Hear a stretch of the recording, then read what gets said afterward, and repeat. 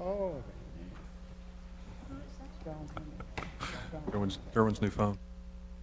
To the bishop. That's right. That's Episcopal Church. Something, I want to see. It's the kings and stuff. Purple's a very yeah, well. sure it is.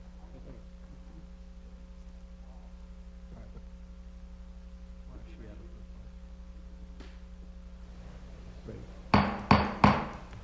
of I'll call to order the November meeting of the Finance Committee. Welcome everyone here tonight. We will begin with the consent agenda. Are there any items anyone would want to pull from consent? Ms. Burke. Yes, Mr. Chairman, I'd like to have C4 C4, and C5, C5, and then I want to discuss C6A through E. 3, 6A through E.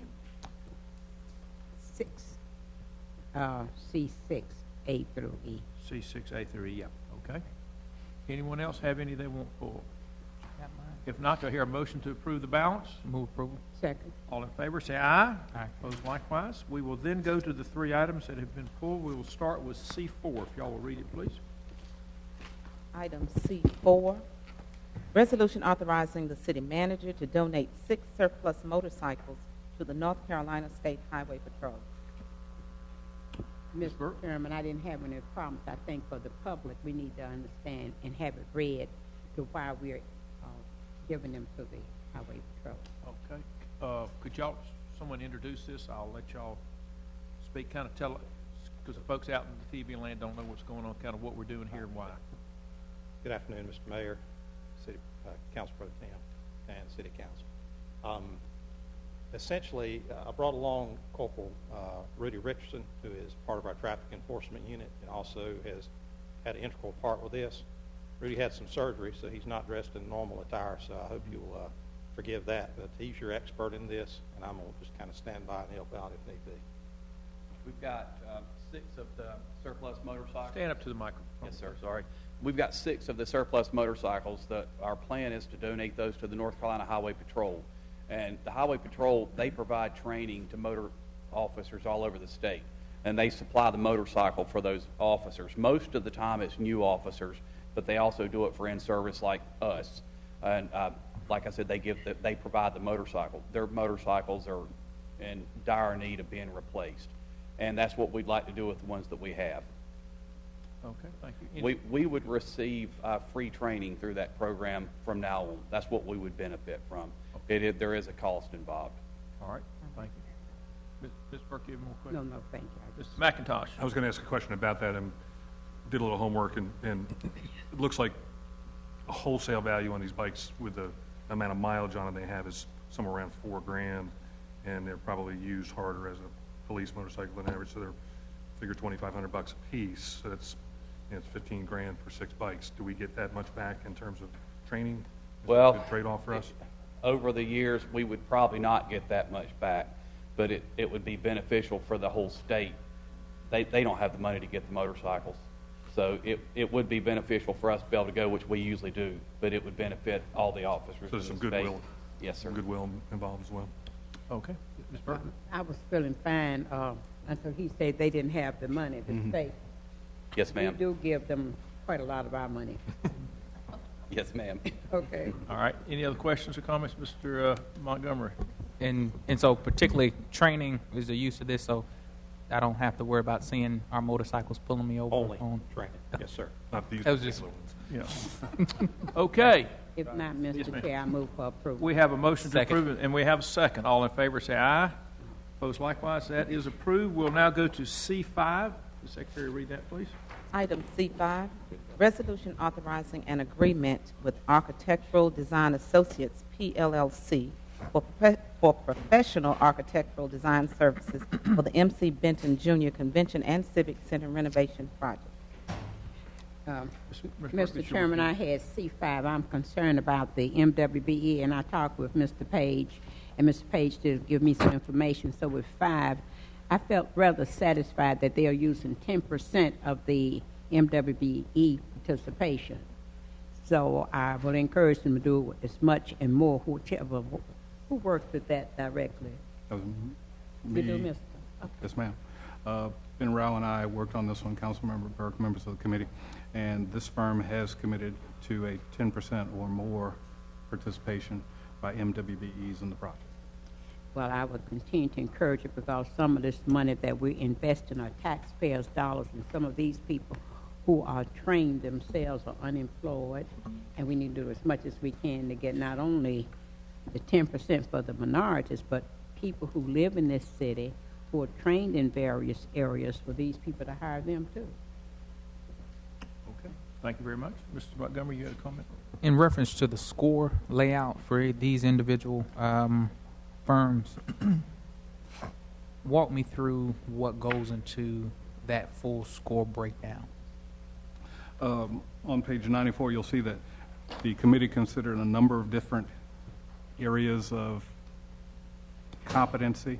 We looked at years of service, work experience, staff availability, understanding of the project, proposed plan of action, which is essentially when we send out an RFP, request for proposal, what they send back to us is their plan of action. And then the two new categories that we took into consideration in response to council member concerns are how far away are they from the proposed work site, and then their MWBE commitment.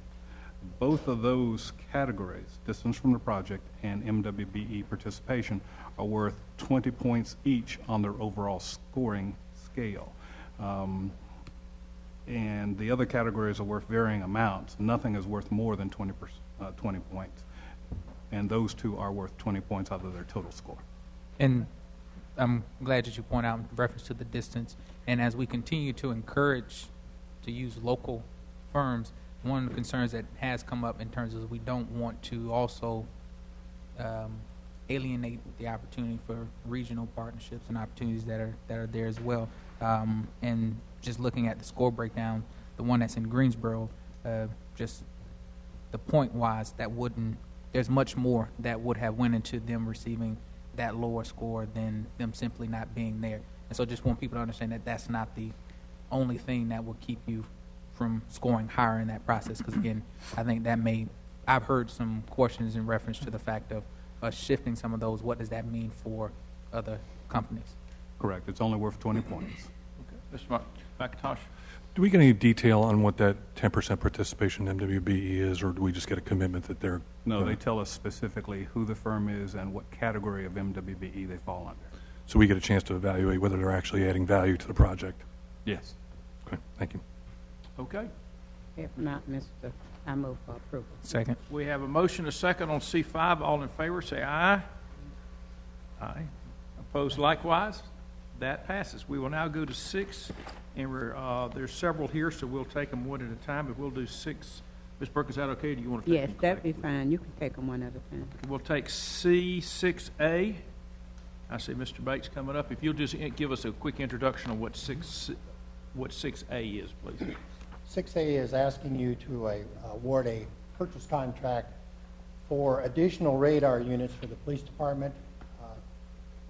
Approximately 2 years ago, the police department did a thorough review and examination of about 3 different models of radar equipment, and the purposes for these replacements is because the current model that they use is not going to be acceptable, or it's not going to be allowed in the state of North Carolina as a speed measuring device after, I believe, it's 2017. Therefore, they started about 2 years ago working on evaluating an appropriate model that fell into that would be in compliance. And I believe there were 3 different companies that were selected by the police department. They did the evaluation and selected this particular company, MPH Industries. Over the last 2 years, they have purchased, at this point, up to 42 units. The reason this item's coming before you now is because we had selected this particular company, and to abide by the state laws of sole sourcing, anything over $30,000 has to be approved by the governing board. And the purchases... Mr. Chairman, before he goes into too much, the purpose of me doing this was to find out, did we have any other firms? And it was called to my attention, Mr. Page, I believe this is the only one who's doing that. Is The only one that provides this particular radar. Yes, so that was the purpose, so Okay, to go fine. into all of this, Okay. because we want to make sure that we're fair across the board, but it was just one. Okay. I'd like to ask why, and maybe address this to the chief, why were the older units obsoleted? What's the difference?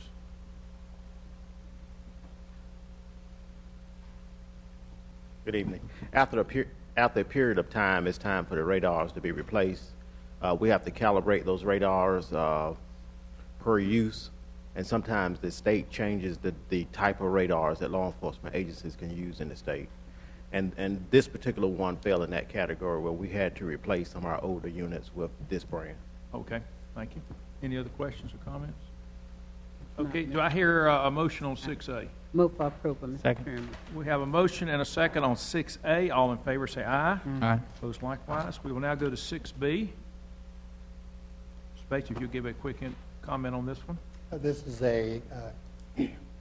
is asking you to award a contract for asphalt that to be used across the city on an as-needed basis for the next calendar year. This is an ongoing annual purchase that I stand before you asking to award this business. Okay. We bid this out approximately a month ago. Okay. Mr. Chairman, the reason I had that one brought, we are still emphasizing the importance of minority, and I would hope that whatever you're doing with these companies, that you let them know that we strongly want them to do all they can. Yes, ma'am. The selected bidder in this case is a woman-owned business. That Okay. LA Paving. All righty, and located here. Okay. Do we have a motion on Move for 6B? approval. Is there a second? I'll second it. Any other comments? Do you have a comment? I do, and it's nothing against this particular one, but I know as we've been having the conversation in reference to women and minority-owned businesses, the question that I've challenged and I've stated in reference to is those companies, how long have they been MWBEs in reference to the ownership of those companies, and how much ownership do those individuals have within those companies, in challenging that, because understanding that gets you the opportunity to meet certain MWBE goals, but are you actually an MWBE? And not to say that they're not, but that just makes me ask that question. Now I'm going to abstain on this because I would like to know if there's any information on the percent of ownership that the owner has within this company. We can check, but at a minimum, the ownership has to be at least 51% owned and controlled. And how long? And this one's been around for a long time, but we can check all that information. Okay. But whether they are or not, they are the low bidder. That is correct. Yeah. Okay. All in favor say aye. Aye. Aye. Opposed? Abstentions? Abstain. That passes 2 in favor, 0 opposed, and 1 in abstentions. We'll now go to 6C, please.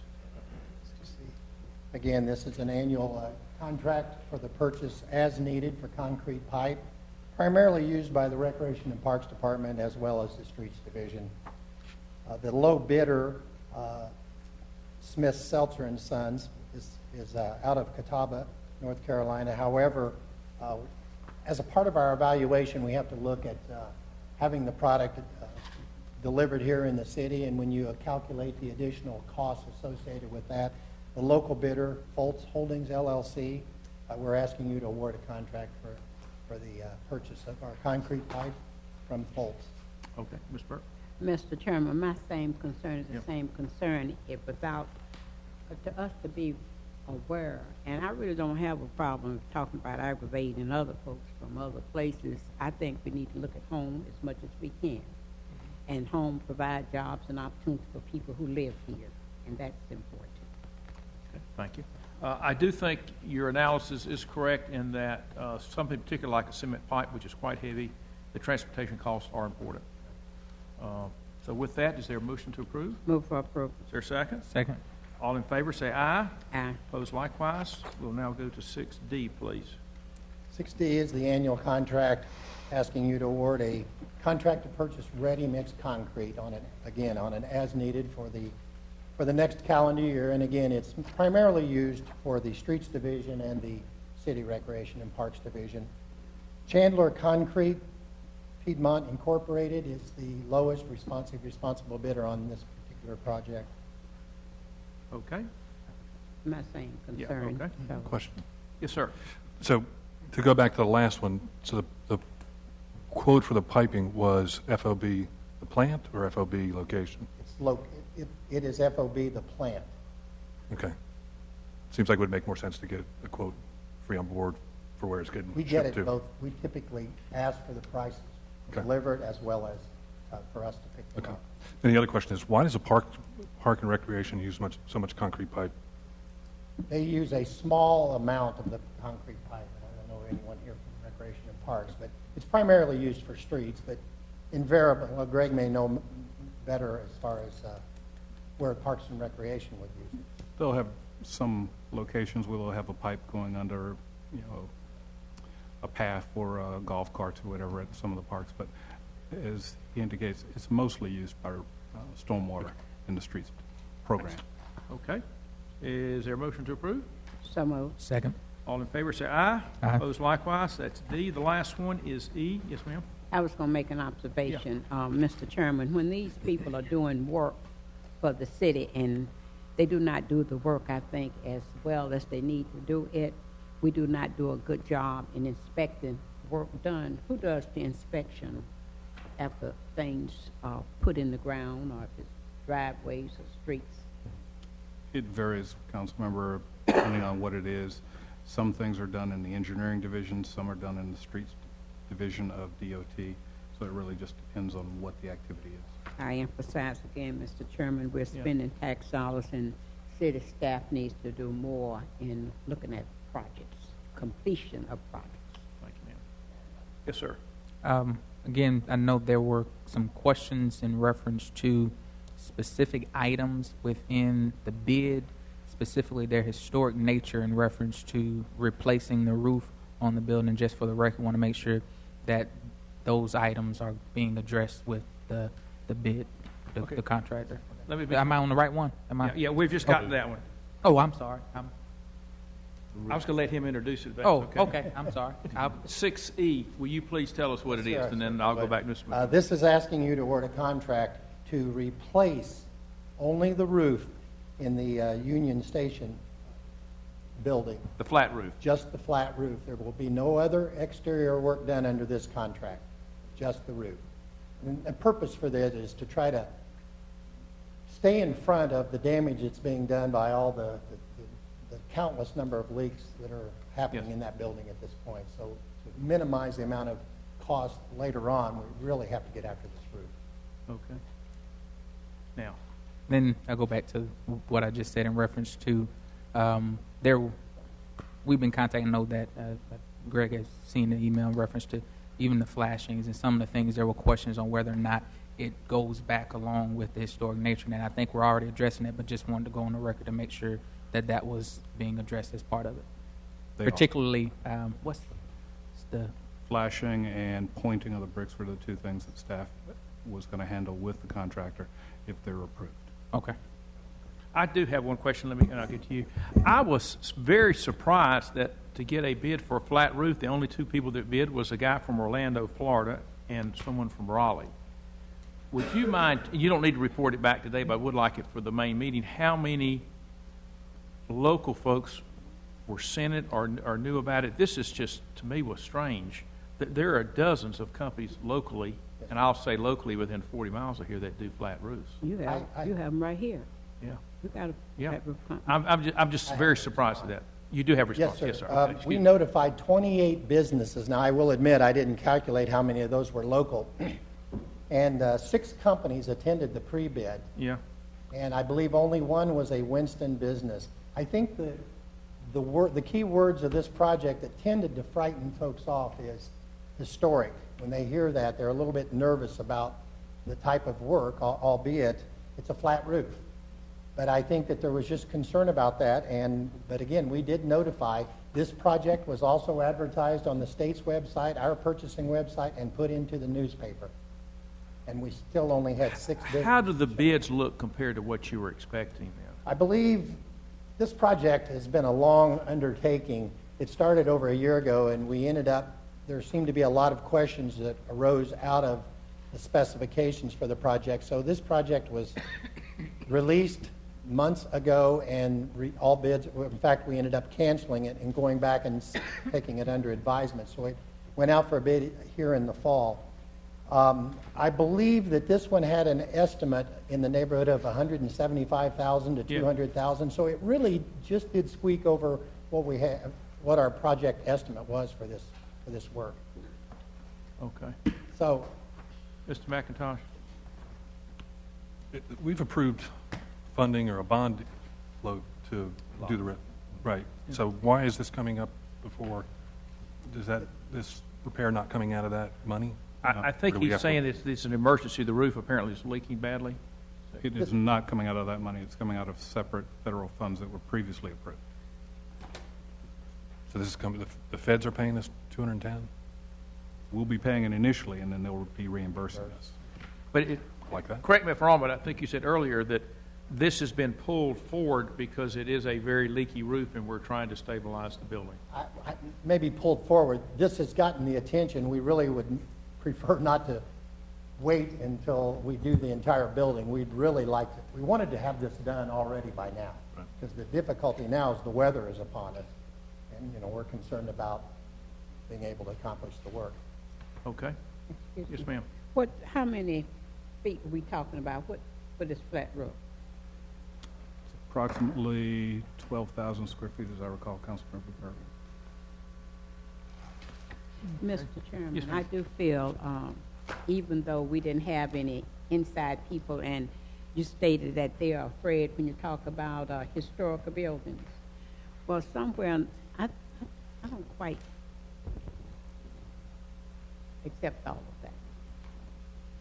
And I think I'd like to have a little more understanding, because if we have some good roofing companies in this city, and they do hire a lot of folks when you put them all together. Yes, ma'am. And it's important to give them as much business as we can. I've got one sitting up there on Glen and Liberty. Yeah, I know exactly. Triad is a very upstate. It looks good. They keep the appearance of their business and well. And I think we need to make sure we're really talking to the folks. Any other questions or comments? If I could suggest, if you could just canvass some local roofers and ask them why they didn't bid. Tell them, I'm not complaining, I'm just very surprised for a $200,000 job, but nobody within 100 miles of here, because Raleigh's a little over 100 miles away, over 100 miles. No one within 100 miles wanted to even bid on it. So, anyway. Do I have a motion on this? So moved. Second. We have a motion and a second. All in favor say aye. Aye. Opposed likewise. That finishes the consent agenda. We will now move to the first item on finance. Item Secretary, if G1. you'll read that one, please. Item G1, consideration of items relating to Federal Transit Administration funds for fiscal year 2014, enhanced mobility for seniors and individuals with disabilities. This item was remanded to the Finance Committee by City Council at its October 27, 2014 meeting. A, resolution authorizing the city manager to enter into grant agreements with subrecipients to receive pass-through Federal Transit Administration funds for enhanced mobility of seniors and individuals with disabilities for the Winston-Salem urban area, and B, ordinance amending the project budget ordinance for the fiscal year 2014-2015. Before we get into this, Mr. Turner, you said one of the folks wanted some numbers changed. Could you give that to us so we'll all have it? Certainly, Mr. Chairman. If you refer to page 2, late this afternoon, staff was informed by Hands On Northwest North Carolina that they would like to reduce their proposed funding request from $69,342 to $20,000 even. That would make their proposed funding per trip, which is the calculation that they provide to us, $11.54. The reason for this is they discovered that some of the things that they were going to use the money for did not serve the elderly or the appropriate categories, so they're reducing their funding request. Okay. And be happy to answer any questions the committee may have. One other thing I should explain is that we did, when council asked questions about some of the values that were given, we went back to the companies, agencies, and asked them specifically to make sure that they were indicating how many trips they were providing, not how many customers they were serving. And so some were actually providing us information on their annual number of patrons or customers served as opposed to trips. So now hopefully it's all apples and apples comparisons between the agencies. Ms. Burke? I believe we've been having meetings with the grantee agencies. Are these the ones they've been meeting with another group up I there? think that's another group. On Woodruff. Oh, that's another group. I think that's another group, Councilmember Burke. Okay, the one I had the most questions on was NetPAC, and they have withdrawn. They were the ones that were very That is high. correct. They did not have a record. And this is federal grants that we're simply passing through, is that correct? That is also correct. Okay. Mr. Montgomery. Two questions. One, in terms of those reductions, and then the requests that are not here, what happens to that additional allocation? We would not draw that down, and then if an agency decided later on that they qualified and wanted to apply, we'll have another grant window opening up next year. And then the other portion is in reference, and this is just a statement and not necessarily an answer to it, but part of my concern came as we were having discussion in reference to public safety and some of the organizations that were working in community for job training and additional development with individuals, and at least 3 of the individuals that came forward talked about a barrier of individuals having transportation to get to work. And just the question of the allocation of these funds in terms of how does that go to meet what those who are in the field doing the work are actually accomplishing and what they're actually doing, and just looking at the various organizations and what they're doing and how we're balancing that impact. These are specifically for elderly and people who are doing work, trips to work, so they would qualify under the trips to work provision. The agencies that you're referring to, we are in the process of trying to make contact with all of them to see whether they are interested in applying. Ms. Lightheader. Oh, thank you. Greg, walk me through this chart. I don't understand. Proposed funding per trip, and then later on, funding per trip.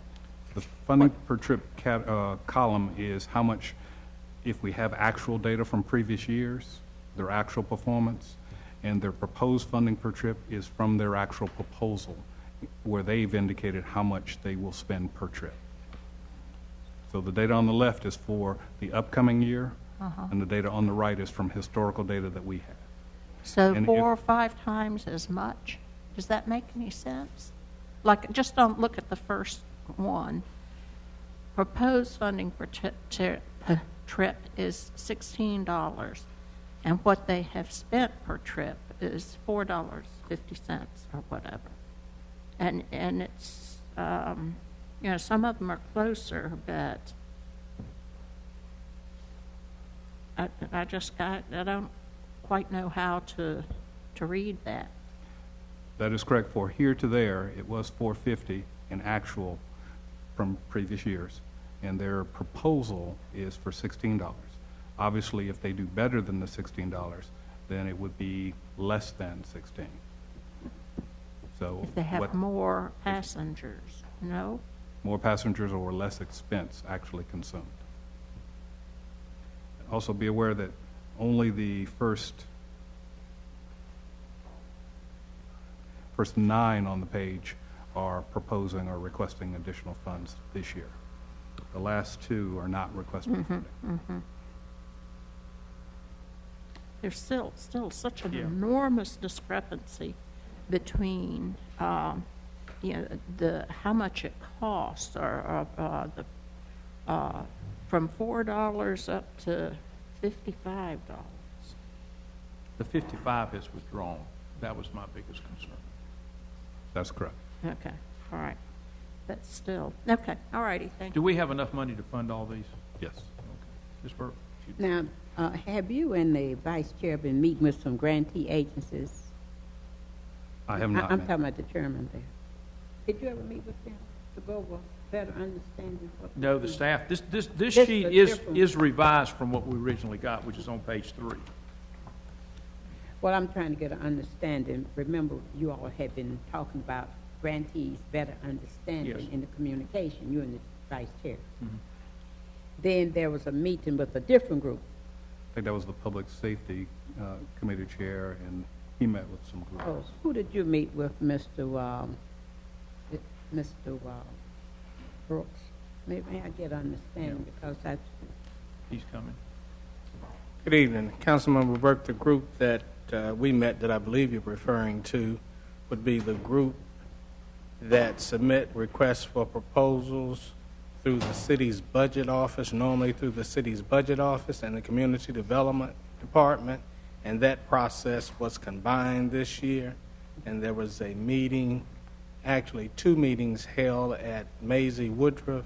The last meeting was the workshop where we had talked to you guys to let you know that we would be having workshops ahead of the grant proposal submissions to respond to questions and to provide assistance to individuals who were interested in submitting proposals, and that meeting was held last week.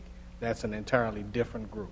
Mr. Chairman, I understand it's entirely different, but the reason I brought this up, we had someone to give us a figure for 69,000, a little over, and then seemingly after having an understanding, dropped it down to 20,000. Maybe if they had had some type of communication with the staff, maybe they would have passed in the right kind of information, but they have not. I know exactly what's on my mind and what needs to be said. I'm saying that there needs to be a better understanding in communicating with people, like the grantee agencies. Since they didn't quite have it together, y'all start having meetings with them to explain it. Had Mr. Brooks' group explained something like that to this group that asked for 69,000, and then who saw the mistake? Who saw that they should drop their figure down?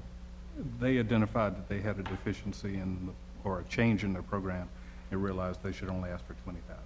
Yes, I'm saying that had they had a little meeting, maybe they would have asked for 20 in the beginning and not have to. And if you had not been an alert people, they could have gotten 69,000.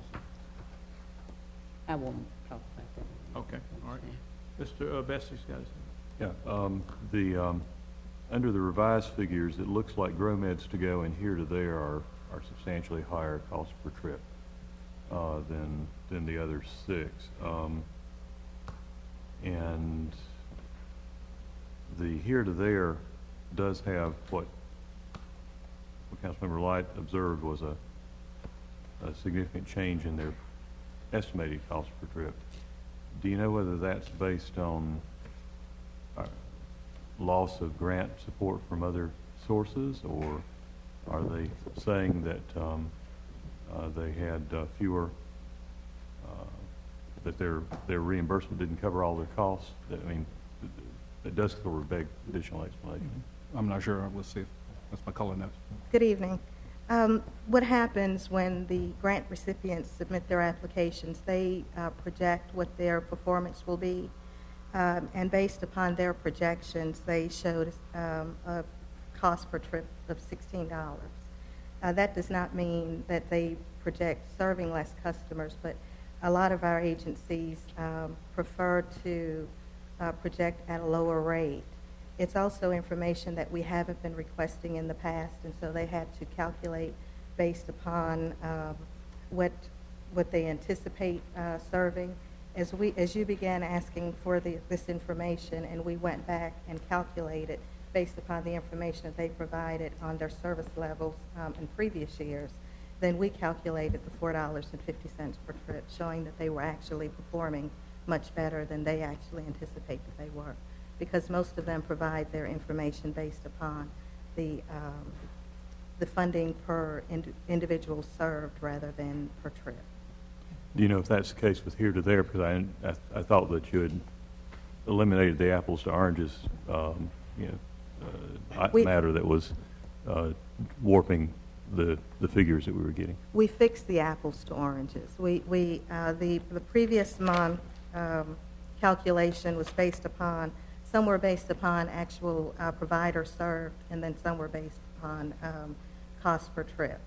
And so we actually had to go back and fix them all to be consistent to the cost per trip. Okay. Well, here to there is asking for about 2.5 times as much money, and it's not large amounts, but I'm just trying to understand what we're dealing with.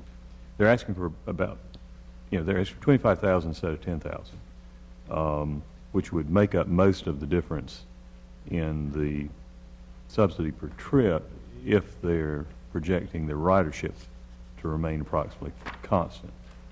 Do you know if they were projecting their ridership to approximately remain constant?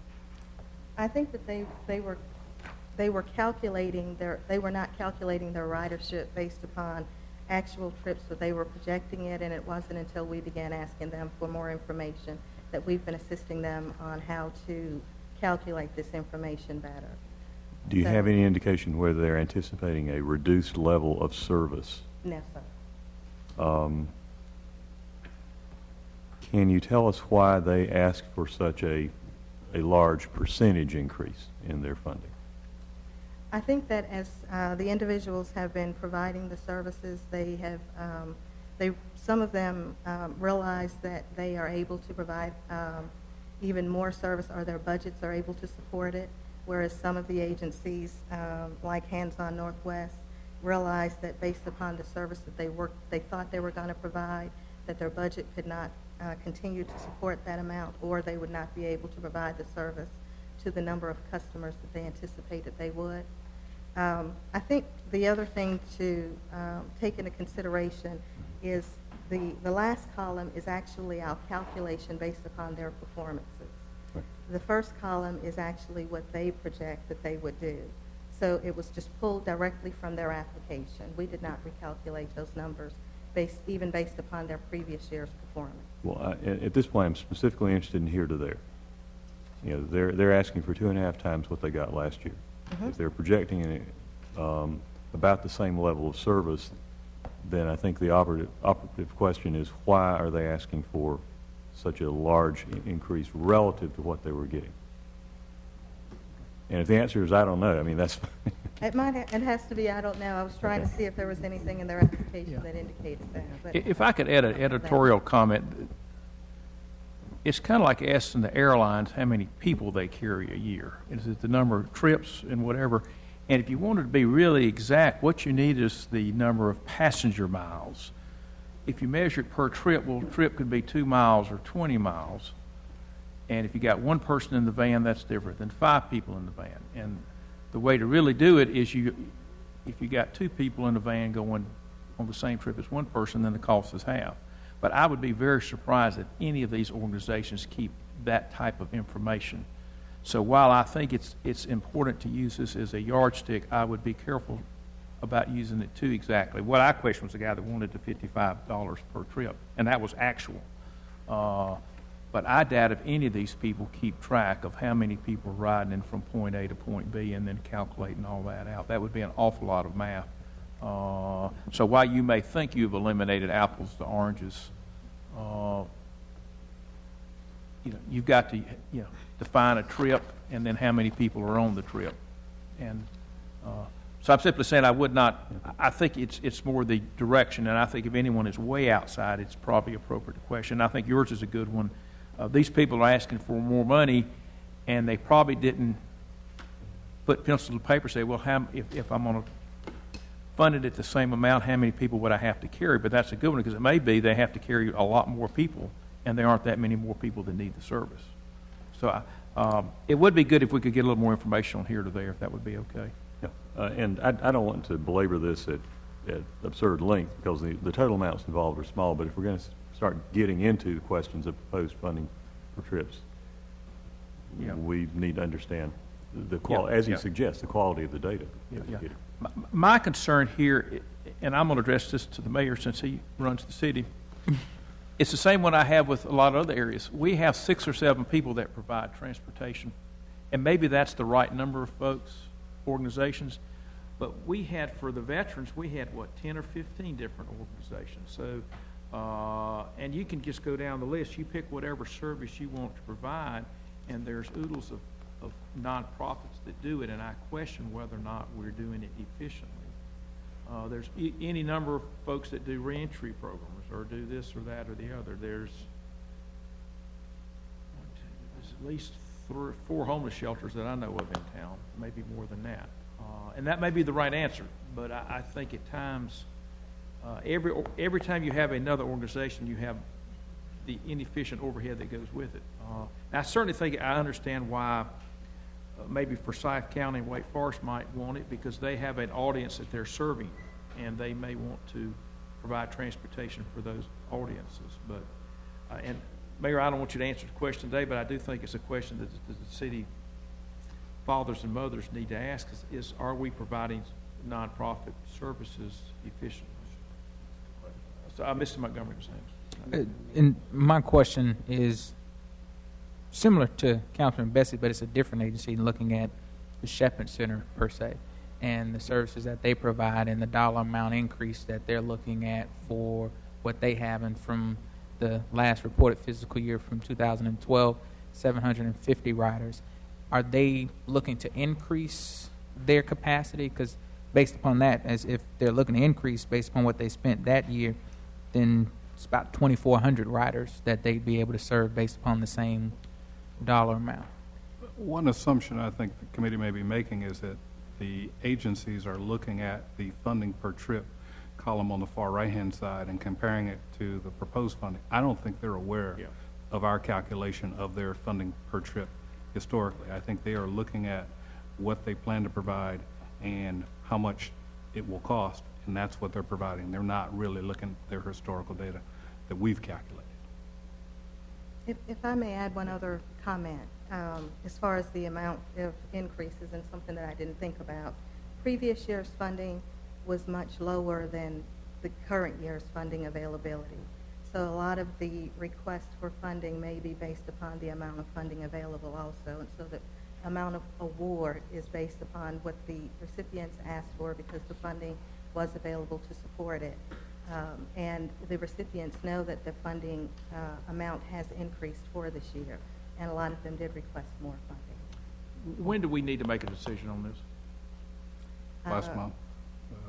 Some of the agencies are very anxious about the funding being held up. So if there is concern about a specific agency, staff would recommend that you pull it out and deal with it separately and let the others go forward. I mean, I'm just going down. Dan brought here to there. They're going up 2.5 times. Shepherd Center's going up 3 times. No. Mm-hmm. Yeah, grant funding from 31,000 to 103. Enrichment Center's doubling, and GoPro Meds to Go is doubling. If I'm reading grant funding, support, and proposed funding, those are the 2 columns I'm comparing.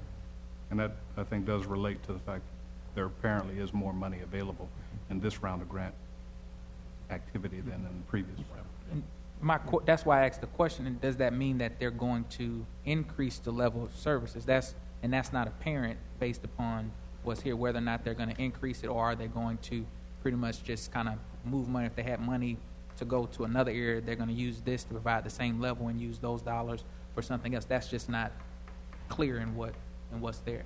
I can pull through the applications for you and provide that information, additional information to you. I think it would be worthwhile, because I do think we need to send this forward if these people are needing it. But I think we need to let them know that we are stewarding and holding them accountable for trips per dollar, and that we expect them to provide good value to our citizens. And you might share with them, again, they probably haven't seen that funding per trip column, and let them know that we are questioning, and we'll look at this next year as well. Ms. Burke? I think what we could do, we don't have to send it with a motion. We can just send it without voting on it. And I want to say one other thing. The question that was asked about calculating the times, it can be. This would be, you all in technology. My time, we couldn't do it, you say, but you ought to be able to do it better now than then. It should be easy to calculate, because if you put someone in a van, or who rides in a van or car, and they have, 3 of us have, one has 2 miles, other one has 3, 4, all they do is put it on that, and then they write it down. It won't be difficult. Yeah. Well, if they capture it, they got to capture that data. Ms. Light? I would just say that perhaps they ought to be given fair warning that this has caused consternation. Yes. And that the true number that they need is the passenger miles. Yep, that's right. So I think Ms. Burke has brought up a good point. Let's send this forward without a recommendation, if that's okay, from a time standpoint, And yeah, I think we need to get back to them and tell them that the real test is what does it cost you to move a person from point A to point B? And if you put more people in the van, that's better for everybody because you save gas and this, that, and the other. So do I have a motion to move this forward with that recommendation? So move, Mr. Is there a Chairman. second? All in favor say aye. Opposed likewise? Clarification, Mr. Chairman, is Yep. that with the changes? Yes, with the change. Thank you. Okay. We will now go to G2, please. Item G2, consideration of items related to approval of general obligation bonds on November 4th, 2014. A, resolution establishing a citizens bond oversight committee, and B, ordinance amending the project budget ordinance for the fiscal year 2014-2015. Ben, would you introduce this to us, please? Yes, sir. Good afternoon, Chairman Clark, Mayor Joines, members of the City Council. Last week, the City of Winston-Salem voters did approve all 5 of the bond orders, totaling $139.2 million. The action before you today includes two measures. One, a resolution creating a Citizens Bond Oversight Committee. That committee would be a 9-person committee that would be appointed by the City Council upon the recommendation of the Mayor. Initially, the Mayor would designate the chair for the committee. The membership would be made up of city residents and also would reflect the diversity of the community. And it's also recommended that at least one member of the committee would be a professional engineer. In terms of the duties of the committee, there are a number. One would be to review the city manager's plan for implementing the projects. 2 would be to ensure contracting meets the city's priorities regarding the participation of local vendors and minority women business enterprises in implementing the projects. Now, that would be more of a review capacity as opposed to any kind of pre-approval process. We would go through our established procedures for ensuring minority women business enterprise participation. This committee would review it as part of their quarterly reporting to the Mayor and the City Council. 3rd, to monitor the timeliness of the implementation of the City Manager's plan. 4, to review the appropriation and spending on the projects. 5, to provide regular reports to the Mayor and City Council, and then 6, to perform any other tasks that the Mayor and Council may assign to them. Right now, the proposal would be that the committee would provide quarterly written reports to the Mayor and City Council regarding not only the spending on the projects, but also the actual implementation of the projects. So that's the first measure. The second item is an amendment to the project budget ordinance to actually appropriate the full $139.2 million. That way we'll have the appropriations in place, and as design contracts start to come before the Mayor and City Council and are approved, those appropriations would be in place. Now, the plan is not to issue all $139.2 million at one time. That'll happen over the course of 6 or 7 years, but this would have the appropriation in place to be able to cover those encumbered contracts. And finally, I just wanted to note, too, that in addition to the Citizen Bond Oversight Committee, one other measure that we plan to implement is to create a tracking platform that would be accessible to citizens on the city's website, where right now our vision is that a citizen would go on the city's website, they could pull up a map of the city showing all 8 wards, they could click on a ward, and they would see all the bond projects that have been authorized for that ward, and then they could click on any individual project and then see how much has been spent or committed for that project, and then the actual progress in getting the project built. We're working with a company called Socrata that has experience in developing these type of reporting platforms. In fact, what they've shown us, they've done something similar for the state of Illinois and for the city of Boston. And so we're trying to kind of marry those two platforms, some of those features, into what we would like to provide to citizens. Okay, thank you. Are there any questions to Mr. Rao? Ms. Burke, something to you. How much is it going to cost for that company to do that? Right now, the initial estimate that they've given us is about $15,000 one-time money up front, and then maybe about $2,000 a month to basically host the site, to help support the site going forward. I don't have questions. When you get ready for us to make comments about this, I'll have Okay, them. all right. Well, mine is not necessarily a question, it's more a comment. That's fine. And request. And as we're looking at this process, one side, the fact that we're at this point now, but it says that we're looking at them to have a quarterly reporting process, that they would give written quarterly reports to council. I am not sure what would be the best place, but as we look at citizens' engagement and that transparency, I would hope that there be an opportunity, particularly on a quarterly basis, before a committee. I'm not sure, Chairman Clark or Bessie, which one would be the best, but to have not just a written report, but an actual presentation given before a particular committee on, if it's not quarterly, at least biannually, twice a year, some sort, just so that we're continually having that. We have the written portion of it, but to have a real presentation given in that sense to really show us what's happening with those projects. I don't know if that's... Can I get a motion before we get much further on this item? I'm going to move, but I have some. Okay, so we have a motion, we have a second? If we can do that. Yeah, okay. We can I'll revise the resolution. second. So we have a motion now. Ms. Burke had some specific questions. Yes, I'm making an observation. Yes, ma'am. The importance of this bond is that there are some people who worked hard for this bond to pass. We have to say to the citizens that this is fair, what we're doing, so it's good about that accountability. Just before the bond, the vote, it had been put out that the bond was not going to be equally distributed with the west and the east of the city. And there had to be some convincing to folks that we were distributing it equally in the kinds of things that we had put out for the bond. And I'm going to say, in getting this committee, I'm directing this to the mayor, it is most important that this committee be a very fair committee, because, and also, if it's anything concerning, I wish the city manager was here, that we're companies that we're going to be hiring to do jobs, that minorities would be considered, because this bond is on the back of all of the citizens who voted for it. Now, those who didn't take the interest to vote for it, and those who live outside of this city, we're interested in those who live inside of the city, making sure that they feel good about what has taken place and the efforts that they made.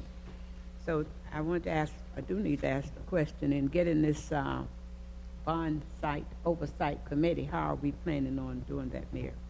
Yes, go ahead. Certainly, I'll ask each of the council members to make recommendations to me regarding some, much as I did on the citizens committee to help sell the bonds. So I would, in fact, Councilor Bessie would have given me a recommendation, so I would look for each one of you to give me a recommendation for someone from your area. And you could send an email to everybody requesting. Yeah, I'll follow. Okay. All right. Ms. Light. Couldn't we just turn that one committee into the other? We can certainly ask, but if you Yeah, want to because suggest your person. certainly, I think, Somebody my suggest- suggestion would be the same person. Yeah, that's good. Somebody needs to suggest me or engineer. I may have one. Talk like that. Any other questions on this? So what we're hearing is there is going to be first, this is just approving the appropriation. Number two, the mayor is putting together a committee who's going to canvass the council members for their recommendations, which is good. That way you'll get somebody from every ward. And number three is you are going to provide quarterly reporting, and I do like Mr. Montgomery's idea.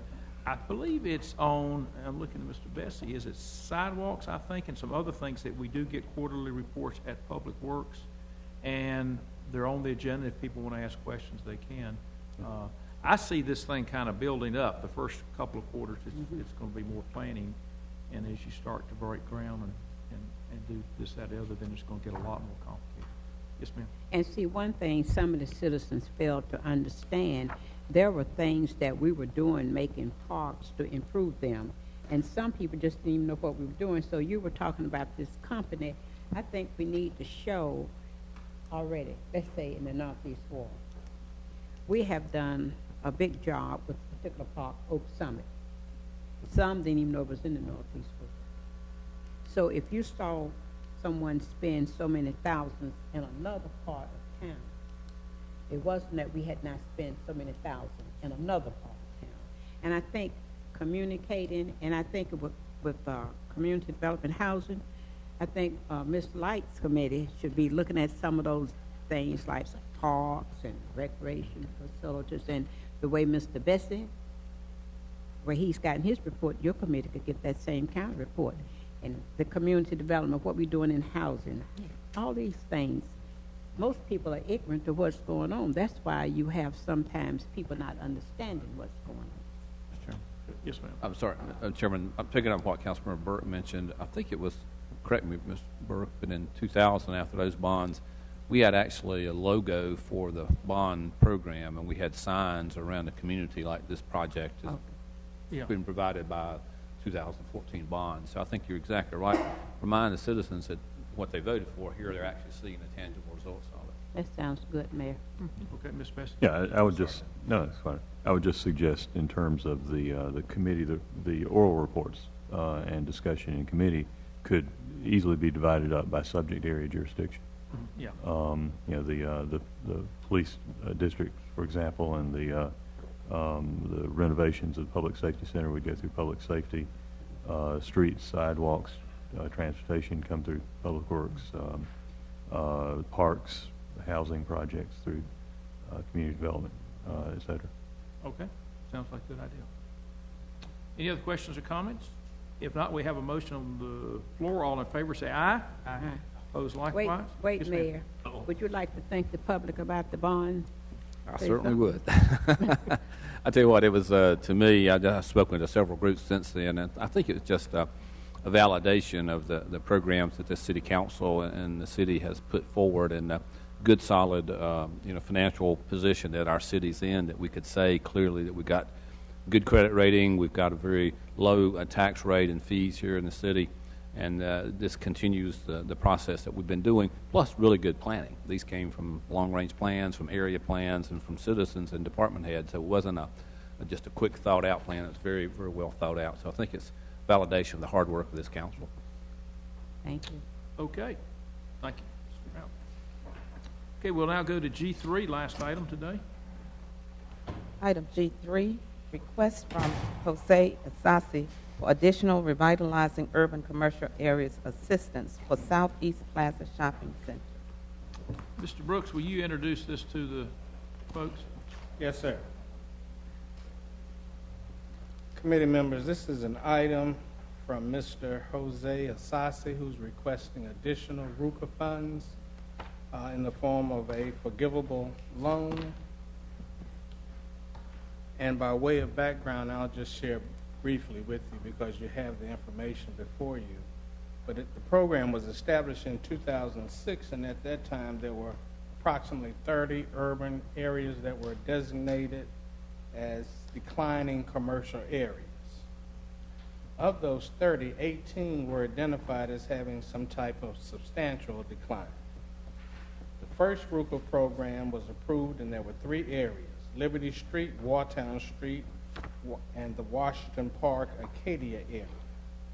In 2010, RUCA 2 was approved for an additional 5 areas. They were Cherry Street Polo, Ogburn Station, West Salem Academy, King Parkview Plaza, and Peachtree Wartown.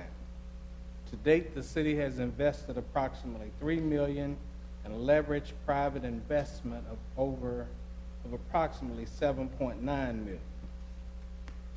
The recently approved bonds designated an additional $2 million for RUCA projects, and staff is in the process of preparing to solicit proposals for the areas that had not been previously funded, and they're listed here. At that time, we received a request from Mr. Hasasi for additional funds. Of course, going forward, the RUCA program will be operated under the new guidelines that were approved by City Council back in April of 2014. So all of these proposals will be reviewed under the new guidelines. Mr. Asase has approached the city regarding some additional funds for the Southeast Plaza Shopping Center, and to date, the Southeast Plaza project has received $200,000 in RUCA low-interest loan assistance and 2 RUCA forgivable matching loans totaling $1.2 million. The project also received an Urban Development Action Grant loan for $250,000. Payments on both of the RUCA low-interest loan and the UDAG loan have been made since April of 2014. The private investment in the project totals $7.2 million. In addition to this private investment that was already made, Mr. Asasi and Southeast Plaza investors are prepared to invest an additional $900,000 in private capital into the shopping center, and they are requesting $1.3 million of additional assistance in the form of a RUCA forgivable loan. The additional investment would be used to complete the redevelopment of the shopping center from B-level space to B+A space. And that would be in order to attract the types of businesses that the owner believes would be beneficial for the area. The request is attached, and Mr. Hazasi is here. We've requested that he make a brief presentation to you, and he's prepared to do that. Okay, thank you. Mr. Sassi, if you'd like to come up, please. If it's okay with the committee, I'll let him give his presentation. If you'll give your name and address for the record, so everybody know who you are, even though we know who you are. My name is Jose Sassi. I live at 3989 Horrington Court, 27106. Just as a background for those who don't know me, I've been a resident of Winston-Salem for 40 years, and I'm not planning to go anywhere. This is home for me, okay? First of all, I would like to thank the City Council for their continued support in this project. This has been a long, hard, difficult project to execute, starting from many owners and a really terrible condition to where it's today.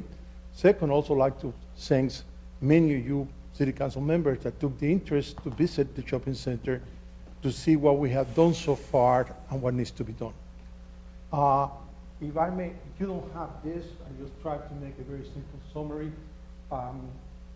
What we're here today is to request your continuous help in doing a successful project. For me, the definition, what I propose the definition of a successful project is to have an average occupancy of 85+% with the type of retail business and service that the area needs. The big issue in this area is that Winston-Salem described it once as a food desert, described it once as a medical desert.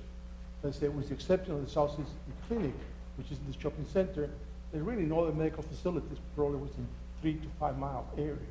With the exception of the comparative food that we recruited to the shopping center, there's no other grocery stores. And I could go on and on. I mean, this is an area which really needs the type of business in order to develop. One of our studies show that over 50% of the money that should be spent in the area gets spent outside the area because the facilities do not exist. What do we need to get to be a successful project? We need to get the project completed, okay? In order to get the project completed, we need additional support from you guys. We also need to get the private investors to accept an average rental rate of $6 to $6.50 for a square foot, okay? We planned all this project with an average rent rate of about $8.50 per square feet. And what we keep getting from the prospective renters, the area does not justify that. I mean, it's very simple. When you talk to a national chain or when you talk to a regional chain, they look at traffic count, they look at demographic within a 1 mile radius, 3 mile radius, they plug it in their formula, and when the formula shows it's $5.50 to $6 per square feet. So they say, yeah, we need a nice facility, but there's no way we're going to pay you. As a matter of fact, I have a book full of prospective renters, all of them telling the same thing. Show me that you're going to finish the project, number one. Number two, show me that you're going to rent it for what the formula tells me you should rent it. To do that, we got to get the private investors to accept an average rental rate of the $6 to $6.50 per square foot.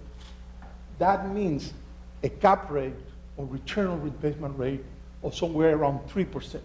This project was planned with the private investor for a return around 8%. So the private investor needs to accept that they're not going to get anywhere close to 8%, at least to begin with it. What they're going to get is about 3%.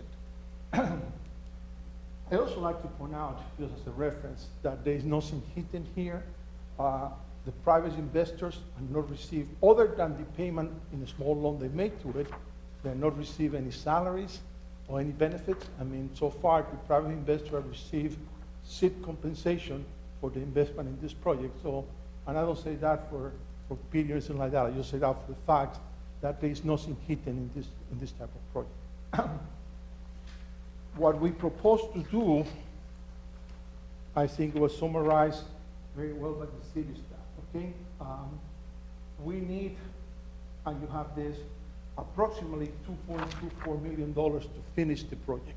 Okay, finish the project to the A minus B plus level. That is what the type of services that we want to attract into the area says that they need for them to come into the area. Where does the funding supposed to come? We don't have any funding left. When we approached the city back in March, April, we had $280,000 left of previous funding, but we spent that doing work from March to the present.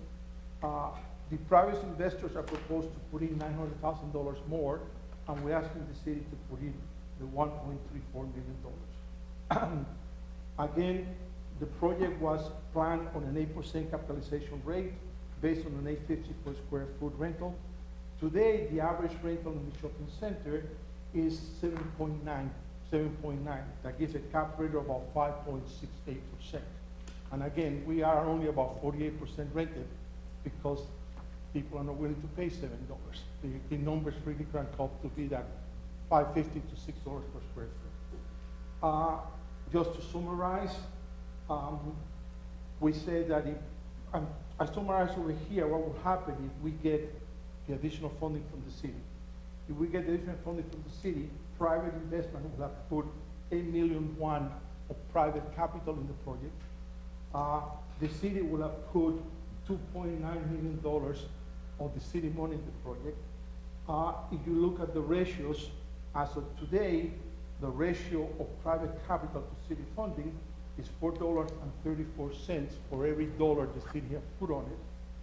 If the city approves the 1.34, that ratio will go down to $2.7 of private capital for every $1 the city has put on it. And when we pay the loan that we are repaying, the two loans, the ratio will be 3.18 of private dollars for every $1 of capital.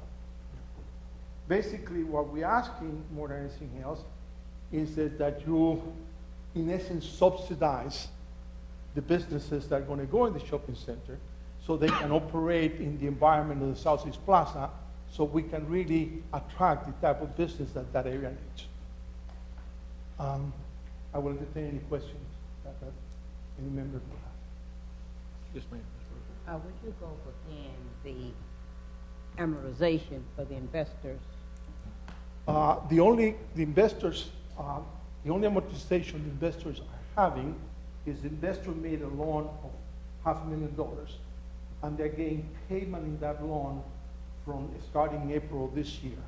That loan is amortized over a 15-year period, okay?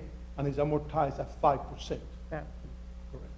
The equity, which is the $3.5 million, of course, is just equity, so there is no amortization. Hopefully, that will provide, one day will provide profits, okay? And the investor will benefit from there. And one other, you say subsidizing the people who rent. How are you going to subsidize them? Well, by charging them $6 and $6.50 for a square foot in a facility that in a commercial basis should be somewhere between $8.50 and $9 per square foot. The only way we attracted, supposedly, last week I spent in Charlotte negotiating with regional retail. And, you know, he's ready to come in, but he won't pay a penny more than $5.55 for a square foot. If you look at that $5.55 for a square foot, even after you take the city participation, will mean for the investors about 3% return on their investment. Mr. Chairman, this is not for Mr. Jose. It's for Mr. Brooks. Mm-hmm. I would like to know, starting with the plaza, when they changed it to a shopping center, but there was other people over there, how many dollars of the city's taxpayers have we invested over there? And excuse me, and how many of the dollars have we gotten back? Thank you. Ms. Lighthead.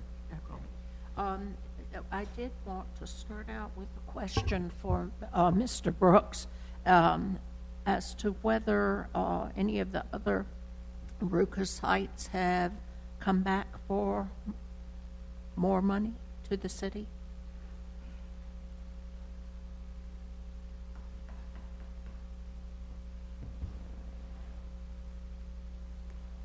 Councilmember Light, to my knowledge, the only RUCA location where additional funds have been allocated would be the Ogden Station RUCA project. Thank you. I guess what troubles me about this is that of the $3 million, I hope I've got these numbers right, of the $3 million that the city has invested in RUCA, half of it has already gone to the Southeast Plaza. And of the $2 million that the bonds are providing for RUCA, this request is asking for 3/4 of that, which means that the new list, which I don't know where that list is, but the new list of RUCA areas are going to be left without, with a few $100,000. So I'm having a problem with that. And just as all of the RUCAs, the whole idea of RUCAs has been to give a step up, an impetus to help revitalize areas, not to continue to be the funding source for them. So I'm afraid I'm going to have a very difficult time with this, especially by the fact that by doing this, we will be hurting other areas that need help. I had a number of arms up here, so I just go around the table. This is a question for Mr. Asasi. On the list of potential tenants that you have, a dental clinic, first-class restaurant, salon, how many of those operations are already existing in town and would move from an existing location to your location? My question is, we don't want to subsidize rearranging the deck chairs. There is one location, which is a beauty salon, that is moving from one town to that location. The restaurant, there is an existing restaurant in the county. He doesn't have a restaurant, and he won't be moving. He will be opening a new restaurant. The retail facility, I talked to Charlotte, does not have any facility in Forsyth County, and is considering. So the only one that will be moving from an inside place in the city at this moment to shopping center will be the beauty salon. Thank you. Mr. Montgomery. I have comments and questions. So that You did it. You got the floor. okay. One, I think, Mr. Asasi, I want to first say thank you for the investment and commitment. I think when you look at $8 million worth of someone making an investment, that's nothing to laugh about. I think that shows your commitment and your partner's commitment in making this a successful project. I do share the concern that Councilmember Light brings up, but I think there's a way for us to get to that. And I was trying to get some numbers, but we weren't able to look at it because I think that this shows exactly, for one, I think it's been one of the most successful RUCAs in reference to what has happened and the quality of work. I've walked through that entire facility with Mr. Asasi, and then even looked at some of the other locations that have benefited from that, and can see the quality of work that's been put in there, and then have seen the overflow from properties not owned by Mr. Asasi around the area, that because of the investment made there has been additional investment made within other areas around the community. Myself and Councilmember Taylor share the area there, and so borders very close in terms of wards and commitment. And he's worked very diligent on some things in the area as well. And I think the city is getting, and I don't know if we can calculate that or get the numbers, but we're getting a return beyond, I think, what's being paid back on the dollars that Mr. Asasi is paying back. And what I would like for us to look at is whether or not, looking at the tax value of this property, the taxes paid on the property, if there's some way to do some type of TIF instead of using RUCA dollars, is there some other source of funding we can use to meet this? Because I think we only benefit from having that investment in this property. Because you've seen new tenants coming in, some of the areas that have walked through within the facility that could use the additional upfit there, to meet the need of an additional client, particularly those clients that are coming in, as stated, that are new businesses moving into the area. I think that's talking about the economic impact from the jobs associated with those coming in, and then the added quality of life for the retail aspects that are there. And so again, I do have the concern in terms of using all of the RUCA dollars for the project, but I think that we have capacity in other areas to be able to say, if this is a project we're committed to looking at, that we can support the project through other means and other terms to actually get to what I think is necessary in this. And so those are my comments and questions in reference to staff in terms of being able to get those numbers from the tax value and tax dollars being paid, and what that looks like over the course of time, and what our return is within that process. You had a question? Yeah, just a comment. Thank you, Mr. Chairman. Members of the committee, as you know, as Councilman Montgomery mentioned, this is an area that we both share. I am probably a little bit more biased because not only do I represent the people who live in this area, but I actually live in this area. And everyone who grew up in the area like I did remember how it used to look, and they can see the significant investment that the city and the investors have made into this project. One of the things I want to point out is that, in the bond referendum, there are several projects that I think will tie into this particular area. We've already made a significant investment. If you look at the district police office that will be right on Walltown Street, that feeds into this area, you have the Quarry project, you have the Salem Lake project. All of these projects will serve as a feeder into this area, and for so long, the residents of the Southeast Ward and on the outskirts of the East Ward have asked for economic development. I think we've provided that. I do understand there's some details that we do need to make out, or point out rather, or try to work out. But one of the things I do want to point out is that the investor, Mr. Asasi, has invested well over $7.2 million of his own money. And as Mr. Brooks has mentioned, it appears that he's current on all the money that he's been loaned from the city. From time to time, we do have questions about who's paying what and who's getting what, but there is a significant investment to this community. He's paying on what he said, and he's been honest and truthful and transparent the whole entire way. And as was mentioned, this is the most successful RUCA project, I think, which puts it leaps and bounds ahead of the other projects. I have nothing against the other wards. To whom much is given, much is certainly required. But, to those who are successful, I believe we do have what I want to say, we do have a responsibility to significantly invest a little bit more. Also, we'll be creating more businesses in the community, and this is not only good for the East Ward, the Southeast Ward, it's good for the bond projects, and it's ultimately good for the city of Winston-Salem. So I do support it, and I'm open to suggestions on how we can move forward. Thank you. Okay, Ms. Burke? Yes. I agree with Councilmember Light that this RUCA fund, we have other areas where we have it. And I'm glad you compliment Mr. Hosty. He's done a good job. I've known him for quite some time. I've seen him do development in neighborhoods, and now I see him do commercial development. We have a city that's divided into 8 wards. All of us would like to see economic development. And something I heard Mr. Montgomery say, maybe it's another pile, another money can come from somewhere else. I do not think that we should take all of this RUCA money.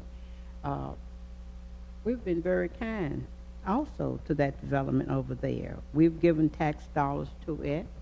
We may see some of them coming back. He's paid what he should pay on time. You called that to our attention. And I want this to be understood when I say it and not misunderstood. We all want to improve our wards. We all want to do that. Yes, and some things have happened in the area you represent, but there are some other areas we would like to see make improvements. I don't want to make a comment concerning Auburn Station.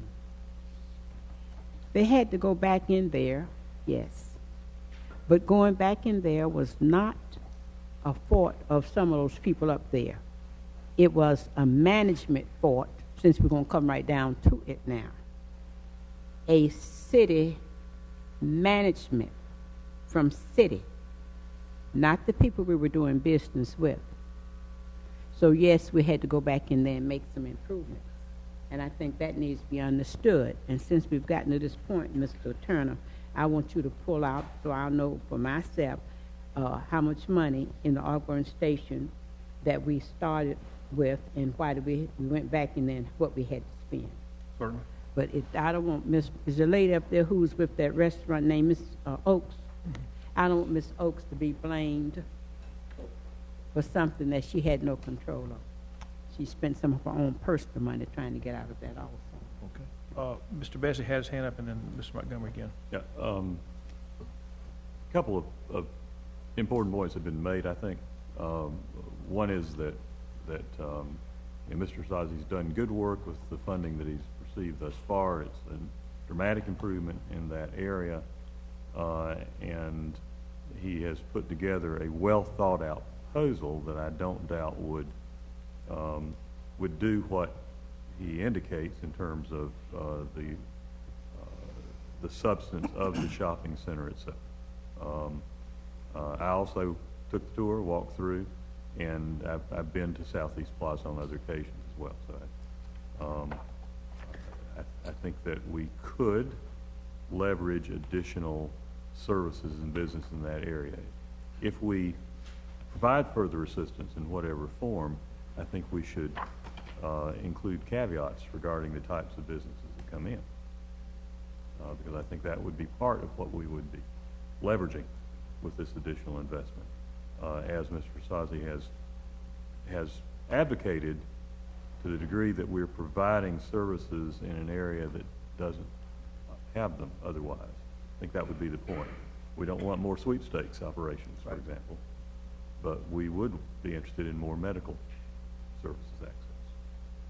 On the other hand, I think the other main point that's been made is that this request is outsized for the pool for which it's directed.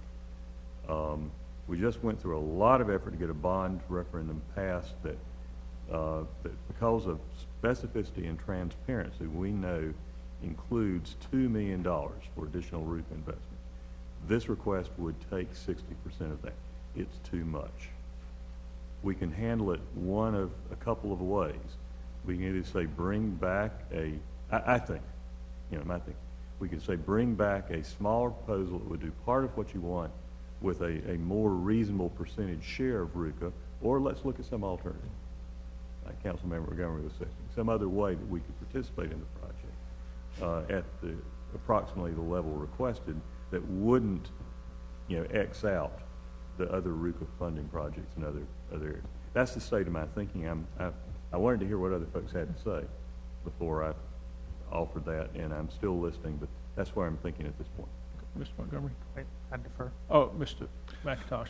One of the keystones of your presentation makes me a little uncomfortable, and that's talking about cap rates.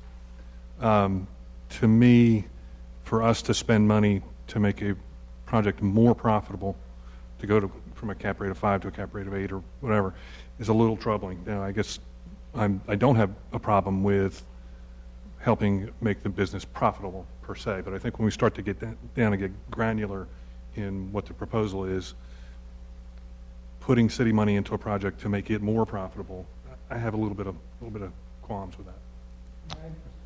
Yeah, yes, sir. Go right ahead. I use that as a reference. This type of shopping center, normally you're going to sell it. You will sell for a cap rate somewhere between 8 up to 11%. Okay, so in terms of attracting private investors to invest in it, they look at that type of cap rate. So when we planned this, we were looking at a cap rate of 8%. Today we are at 5.some%, and we already have accepted that we're lucky we get 3% to begin with it. Be honest with you, we hope that 10 years from now the whole area improves sufficient so we can get there. But it goes back to being, in a way, it's hard to look at this from the private investor as a charity contribution. And when you get to a return on investment of 2 and 3%, you look at investors and say, wait a minute, this is no longer an investment. This is more, a non-for-profit contribution, things like that. So again, the cap rate was used also where we plan to be, where we are, and where the investors already accepted that we're lucky we only end up getting 3% because I'm already convinced by looking at the formulas over and over again, we're not going to get any regional retail for more than about $5.50 to $6 per square foot. Okay, that's just the number crunch, and it come out that way. And you are real estate, you know better than I do. Okay. If I could try to sum things up, because we're going to be out of time here in a minute, I'm going to direct this. Mr. Page, I'm going to look at you, since you're kind of the number cruncher in the room. I'm trying to pull a bunch of stuff together here, and some of these are my comments as well as ones people have made. A couple of people have talked about alternative financing. I think that's worth looking at. The TIF is an interesting concept. I would also reference on page 28 where he lists there actually at the very top, we're talking about $588,000 for a kitchen, a movie theater, for a community center, and then it lists the various units. I would suggest we ask the developer to prioritize this, and this gets back, I think, Mr. Bessie's comment on, is there a way we can sequence this? I'm not sure we need to spend $400,000 for a community event center right now. I'd rather spend the money on getting the businesses in there. So that's kind of number one. Number two, I would like to see some history and a balance sheet on this organization. If I am reading these numbers correct, this is not a particularly leveraged business. If I'm reading correct where it says equity investment, $3.5 million, equity investment, $500,000, equity investment, $837,000. I would like to see a balance sheet just to see how leveraged this is, and also a cash flow income statement in that area. The last thing, I have a concern with the forgivable loan part of it. We've already given, and that's you can call it a grant, whatever, but it's money we're giving someone. And we're talking about, we've already given them 1.2, we're talking about another 1.3. That's $2.5 million we're giving a private investment group so they can make some money. And I think if we're going to give that kind of grant, then we ought to participate in the fruits of the labor or something. And that's, again, I'm getting back to the cash flow, balance sheet, et cetera. Is there a way to make these maybe a low-interest loan or something like that? But anyway, I think, and Ms. Burke also had, again, this gets back to the history part, kind of what's the history here, how much money have we put into it. I'd also like in that history the property tax we've received over the years, or not received over the years, that type, just some more granular type information on this. I'm hearing from a number of folks up here, they have an interest, they also have concerns. So if we could kind of get that information. Any other information that any of the council members would like before we... Do we have a current list of tenants in here? Current list of tenants, that might be good, something like that.